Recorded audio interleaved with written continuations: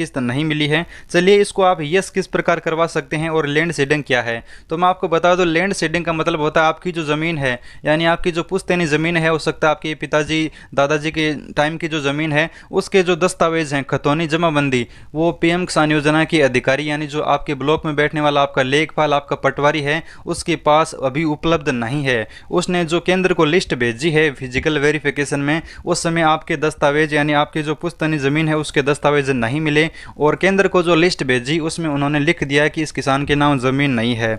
हो सकता है कि आपके नाम ज़मीन हो, लेकिन अब लेखपाल ने जब वेरिफिकेशन किया उस समय उसको दस्तावेज नहीं मिले। दस्तावेज न मिलने की स्थिति में यहाँ पर नो लिखा है। और बहुत सारे ऐसे किसान भी हैं जिनका पहले ज़मीन नाम थी, पीएम किसान योजना में आवेदन किया था उस समय, लेकिन अब उनके नाम ज़मीन नहीं रही है, अब उन्होंने ज़मीन से नाम हटवा लिया है, तो उन किसानों का भी यहाँ पर नो लिखा है। तो उनकी भी लिस्ट पटवारी ने नहीं भेजी केंद्र के पास, तो उनका भी नो लिखा रहा है। तो अब हम बात करते हैं ये ई-केवाईसी आप किस प्रकार करवा सकते हो, जिसकी वजह से लैंड ई-केवाईसी होने से आपका यहाँ पर यस हो जाएगा और आपका ये 12वीं किस्त आपको मिल जाएगा। तो बहुत ही सरल तरीका बताने की कोशिश करूंगा। तो सबसे पहले मैं आपको बता दूं, यहाँ पर कोई ऑनलाइन अभी ऑप्शन नहीं जोड़ा गया है। यहाँ पर स्टेटस में इसलिए ऑप्शन जोड़ा गया है कि सभी किसानों को पता चल जाए कि आपका लैंड सीडिंग अभी नहीं हुआ है, इसलिए जल्दी से जाकर आप अपनी पटवारी से लैंड सीडिंग करवा लें। अगर ये ऑप्शन नहीं जोड़ा जाता तो किसी भी किसान को पता नहीं लगता कि मेरी लैंड सीडिंग हुई है या फिर नहीं हुई है। वो सोचता कि मुझे पैसा क्यों नहीं मिल रहा है, इस इंतजार में बैठा रहता। और अभी सरकार ने बहुत अच्छा काम किया है, यहाँ पर लैंड सीडिंग का ऑप्शन जोड़ दिया है। तो अब किसानों को ऑनलाइन कोई ऑप्शन नहीं दिया है, इसके लिए आप अपने पटवारी से संपर्क कर सकते हैं। घर बैठे ही आप संपर्क करके आप अपने दस्तावेज हैं, वो खतौनी है, उसका एक फ़ोटो आप है उनको भेज सकते हैं।